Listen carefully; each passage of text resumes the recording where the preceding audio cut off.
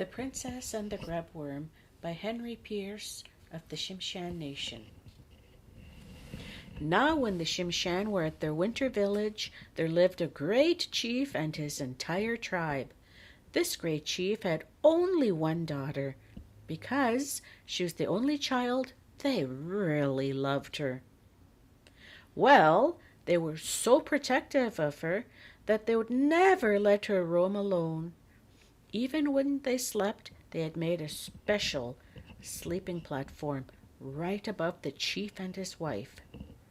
Many chiefs wanted to marry her, but her parents would not listen to them. They came from all over to propose, and the great chief and his wife would not agree. Well, it is the custom of the ancestors. If anyone kept their child to themselves and not allow them to marry, then some animal would come in the form of a person and cohabitate with the protected one, and they would give birth to an animal. This would bring shame to those who protected her. Now the great chief knew this, and so he really guarded his daughter so that nothing could come near her. He would not even let her have a pet dog. Every night they made sure the princess went to bed before they did. She was always accompanied by a woman in the tribe whenever she went out. Now the princess' spirits were very low because she had no friends. She envied the other young people as they ran around as they pleased, but not her. Well, this was a really big village with many people. They were wealthy, and all the houses were full of food. Same as the great chief. His house was full of boxes of food and other valuable things. One day the princess was out walking in the forest behind the village with some of the women from the village. They were gathering berries. When her basket was full, she said, "Well, we should return," and they all walked back to the village. The princess went up to her platform and began to clean her berries. That's when it happened.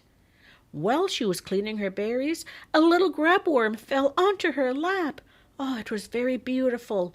The princess took the grubworm and threw it on her own bed. She put a few berries near it, and she left it there. The people had no idea what she had done. Well, she kept that grubworm, and every night when she ate, she kept some for her grubworm to eat. The princess would talk to the grubworm like a person. The little grubworm grew and grew. It grew really fast the more food it ate. It was getting harder for the princess to hide the food as well as the grubworm. It was so large that it could not sleep where she was sleeping. So one day the princess dug a hole in the ground and put a box in it. Now her pet grubworm had its own place to sleep. She put food in it. Every day it grew bigger, and every day she had to feed it more and more. Every chance she was alone, she would talk to the grubworm, and it seemed that the grubworm understood what she was saying. Pretty soon the princess had trouble finding enough food to feed it. She was at her wits' end. She said to the grubworm, "No more from this point on. You'll have to help yourself. I have done as much as I can do." By this time it was winter, and it is difficult to find food. That is why everything is gathered and stored by the time fall arrives. So those who had worked hard always had enough food to make it through the winter. And this tribe had a lot of food stored. Well, the little grubworm continued to grow and grow. The princess still visited it every day. Well, the grubworm began to dig under the chief's house looking for food. It dug its way all the way under the boxes which stored the food. It started to bore holes in the bottom of the boxes, and it finished everything inside. Then it would make its way back to its box, knowing that the princess would come and talk. The grubworm had grown so large that it was able to lay its head in her lap, and the princess would talk to it. Every day the princess would play and talk to the grubworm, and every night the grubworm would dig under the villagers' houses and bore holes in their food boxes and eat everything inside. No one knew the boxes were empty because they hadn't started on their winter food cache. One day in the middle of winter, the chief's wife went over to a food box to get some salmon for the meal.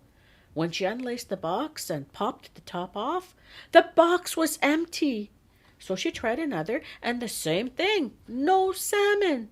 They frantically opened all of their boxes, and they were all empty.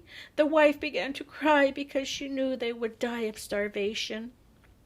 Word spread of the empty boxes in the chief's house, so everyone in the village checked theirs, and sure enough, cries of shock could be heard across the village as more and more boxes were found empty.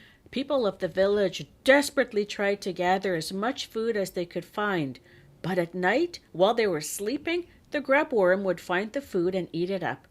The princess was scared, knowing that it must have been her grubworm. She was afraid that if she told anyone, that they would kill her only friend. Every night the grubworm would put its head in her lap, and she would sing and talk to it. The great chief noticed that his daughter was acting strangely. He noticed that after her meal she would head up to her sleeping platform and begin singing and talking. So he asked his wife to watch her. As the wife climbed up to spy, the grubworm knew she was coming and hid in its hole. Every day the parents tried to figure out what was going on, but they never could catch the grubworm. So the princess's mother asked her sister to take the princess bark gathering. While the princess was away, her mother climbed up to the sleeping platform and waited. Sure enough, this huge head came out of the ground. The mother had no idea what it was and ran out screaming to get the great chief. The great chief realized that his daughter was keeping company with this fearsome beast, and it was this beast that must be eating all of the food in the village. The grubworm realized that the people would kill him now that he had been discovered, so it began to head up the hills behind the village. Sure enough, the people followed it as it dug in the ground, and they were able to kill it. The princess found out what had happened and was so ashamed that she had kept it and had caused all these problems.